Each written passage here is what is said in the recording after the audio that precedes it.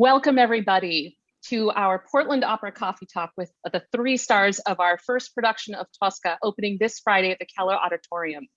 I'm Priti Gandhi. I'm the new artistic director of Portland Opera, and I'm so excited to introduce you to them, not just because it's my first opera, but because this is the first opera that we are producing post-COVID. It has been almost 2 years since we've been on the stage at the Keller, and the amount of excitement that we all have coming back to the business of giving you live opera has just enveloped all of us. So thank you for joining us. I'd like to introduce our stars of Tosca. We've got Alexandra LoBianco as Tosca. She goes by Lexi. Hi, everybody. Gordon Hawkins as our Scarpia. And tenor Noah Stewart as Cavaradossi. Welcome. Hey there. How are you? You should all know that this is their day off in our rehearsal week, and they have joined us because they would like to tell you about Tosca and why it's such a special opera, and we hope that you'll join us. So I just have some questions for all of you, and thank you so much for being here. Gordon, if you were to bump into somebody who didn't know the plot of Tosca, how would you describe it? The TikTok summary, the elevator speech? It's kind of like your basic opera love triangle, right? Boy loves girl, girl loves boy, girl hates boy, boy hates boy. I'm the villain, so since I don't have any control over my my public persona as far as being able to relate healthily to other people, I decided that I should kill everybody. It's kind of a nihilistic approach to life, but no, I joke. This is quite the intense elevator speech, by the way. Yeah. What I would say simply is that, and I actually wrote down a couple of things yesterday in preparation because I'm too much about ad-libbing. The important thing that I would say to the person on the elevator is that these are three characters who fully exemplify an appetite for life. A full appetite for life. And coming out of the pandemic that we've just cocooned ourselves out of, I think an appetite for life is exactly what Portland needs. And I'm proud and happy to be a part of that. So thank you. Well said. Thank you so much, Gordon. Absolutely. Opera is an appetite for life. Noah, Tosca premiered in 1900, but the story remains so relevant today, especially as the way director Linda Brovsky has brought it to us and framed it for us. Can you speak to that a little bit and how we can all connect to that relevance and why it's so important, the dramatic tensions in this story to what we're going through today? Well, Puccini is arguably one of the most famous composers of opera. And it is because his melodies are so wonderful and beautifully written, but also Puccini does a wonderful job at connecting the music with the emotion. And the emotions of each character, of Cavaradossi, of Tosca, of Scarpia, they're so human in terms of love, in terms of despair, in terms of joy. And it doesn't take very long for the audience to connect. And you hear it immediately from the beginning of the opera when it starts, when the action is taking place, when Angelotti is storming into the church where I work as a painter. The audience is immediately drawn in. And Cavaradossi, my character, is a very interesting one for me to play because I played the role of an artist who was in hideout in the church, but he also is a rebel against the resistance. And coming out of what we've seen during the pandemic is we've seen how artists can use their voice to better amplify what the world is going through. And Tosca is such a timeless story where I think anyone can really relate to these characters. And myself, I'm so drawn to this, and I can't think of a better time to do it than now. And I'm so excited for the audiences of Portland because they're getting a new take on this sacred historic opera. Thank you. You know, the slice of life in the life of Tosca and Cavaradossi and Scarpia, the slice of a day in the day of a revolutionary. It is so powerful, isn't it? It's almost like this news segment that's been taken out and blown up to these operatic proportions. And it does feel so relevant to what we're going through today. Thank you. Lexi, you get the most iconic line in all of opera, in my opinion, at the end of the opera. I will see you before God, Scarpia. And then you jump off the side of a parapet on us. And this has created so many legends and stories in opera lore about sopranos who have had to deal with crash pads and trampolines and whatnot. How on earth, after singing such an incredibly challenging role, and so beautifully, by the way, how do you mentally prepare for a moment like that? Oh, I think one of the most underrated pieces of costuming that is in the business is a set of knee pads. Quite honestly, my knee pads are my most favorite part of my role of Tosca, quite honestly, because let's be honest, I'm not as young as I used to be, and I need to protect my babies. My knees need to be taken care of. So throughout the journey of her development from Act 1 to 2 to 3, to get to that moment, we have been up and down and all over the ground, and with running around stage, being thrown around all over the floor. And then you get to this final moment, and you're running upstairs, usually, and you're running around stage, and sometimes in this case, there might be some throwing of things, you never know. And you get to that moment, and you settle, and you look back, and you make sure the crash pad is there to make sure that nothing's gonna go wrong. Prior to the beginning of Act 3, I always go out and do a jump call. I always make sure that I have practiced the jump to settle, because let's be honest, every time I do this, I'm scared. And I may make it look very easy, but I'm always nervous every time, because it is a point of fear that I have conquered, or I continue to conquer every time I do it. And it is a moment of complete and utter release. And I have to be completely free of everything to make that jump. And it is the relief. I'm done singing. I can release all of this incredible kinetic sonic energy into the world, and it's gone, and I can let it go, and I can fall, and I can just fall.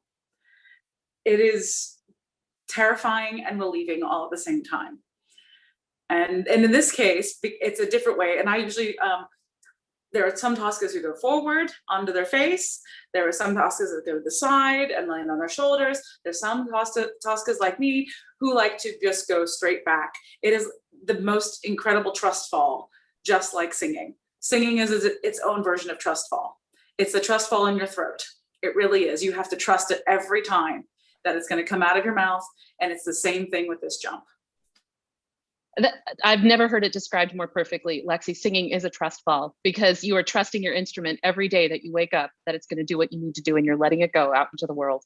Absolutely. The first time you sang Tosca and you had to make that jump, I cannot imagine what that was the first time you had to fall. The first time I did it, my first Tosca, I was actually covering it. And so it was a very short fall, but I had to fall sideways onto a triangular pad and then roll into the stage in order not to be seen by the top of the house. So it was a very short fall. So that was fine. The second one, however, was a set of scaffolding. So you had metal bars crossing, and I had to actually crawl under the scaffolding, hold myself propelled onto the scaffolding as I'm singing O Scarpia avanti a Dio, and then push off and release back onto what was one of the most comfortable landings I've ever had, quite honestly, because it was a huge retired high jump pit, and it felt like a marshmallow to land on. It was really wonderful, I will admit. Well, I certainly was not expecting you to say that. Landing on a marshmallow. Thank you. It was wonderful. Amazing. Thank you, Lexi. What courage and bravery it takes to do that every night. Say that again. This is what I have here. I have a marshmallow now, and it's wonderful. I'm so glad we're giving you a marshmallow to land on. I have a complete marshmallow. It's fantastic. Gordon, we've all been watching the industry the last couple of years as performances were canceled, people lost work, everybody rescheduled, and we're all been sitting on our hands waiting for us to come back to the business of creating opera again, to get to sing. And of course, COVID hit us where our home is, isn't it?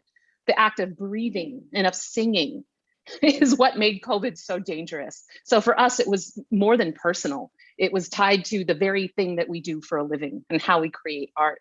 How was it, Gordon, coming back to the stage and after almost 2 years of being away from this kind of work? And how did you mentally prepare to come back to the business of creating opera?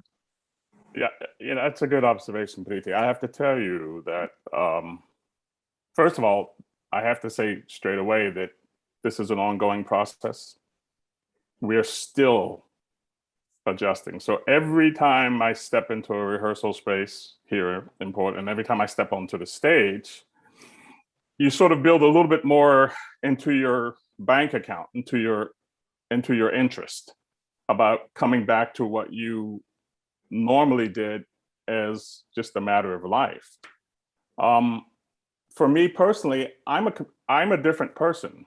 I may have been a professional singer for 38, 39 years, but none of us have gone through this sort of a universal health crisis. And what I find out is that during that break, I lost something and I gained something. I gained a better understanding of the joke used to be when I was singing at the Met, the joke was, you just don't want to be a set of vocal cords on legs. Well, if you take 18 months away from an artist, from a singer, what are they? What questions do you ask yourself? How do you validate yourself as a human being when you're not validating yourself on stage and in cities and with applause and with colleagues? So in a way, the challenge was getting back in touch with me. And I think part of my ongoing process is taking the new evolution of what I am becoming and not being afraid to put that on stage in a rehearsal process and a performance process with colleagues who I know are going through similar things. So I think that reuniting after this is more than just therapeutic. It's more than just validating. It's sort of like a pledge that we're going to make to move forward, even though we don't all know with complete certainty what forward is going to look like in a year's time. So it's a trust. That's a fantastic answer, Gordon. It really is. And I think that we've been talking about this at the opera, haven't we? That coming together to do this, we cannot take this for granted ever again. The act of creating opera for people, expression, storytelling, it is a privilege to do what we do. So those are wonderful observations. Thank you. Yeah, if you want to look at it as like we're all singers, so we know what it's like to have the relationship with our throats and with our passions and with our music. So now it's an opportunity to renew our vows. What is it about music that you want to portray? What is it about music that resonates, the singer's favorite word? What is it about music that resonates about and for you personally? And that's what I share with Lexi. That's what I share with Noah. That's what I share with Tiffany and Linda and my other colleagues. It's bringing what I resonate, period. That's what we want. We want that back. Thank you. Thank you. Noah, what would you want audiences to know about this work, and specifically about how art and revolution, you spoke of this in your previous answer a little bit, and I just want to expand upon it a little. You're playing an artist who is a revolutionary. And right now in these times, especially, we're all looking at that theme in our lives so much more. What would you say to people about why this work has, what you bring to the character of Cavaradossi as an artist, as a revolutionary, playing a revolutionary, and what would you want them to come away from Tosca with, that they're leaving out into the world if they've never seen an opera before? Well, I think that the audience, I mean, I come from a family that I'm the only opera singer in my family. I'm the only singer who sings classical music. I mean, I'm from Harlem, New York City, and I went to LaGuardia High School and as a vocalist, but I had no idea that I would be an opera singer. And I only chose opera because I didn't see men of color who were tenors who took the final bow as the hero. And I said, when I met Leontine Price in junior high school, or in high school rather, I said, I want to sing opera because I would like to play the hero one day. I don't think a person needs to do background reading to come see an opera because, again, Puccini and the librettists have done such a wonderful job at setting the action. So you should be drawn in by what you're seeing and visually, but also what you're hearing from the orchestra and also the fantastic voices of my colleagues. But one of the things that Cavaradossi has taught me, and also during this pandemic, is that we all have a voice. And Cavaradossi chooses to help Angelotti, who has escaped from prison, who we've worked together previously. And if Cavaradossi did not participate in forwarding the betterment of freedom, then he wouldn't have pulled Tosca in.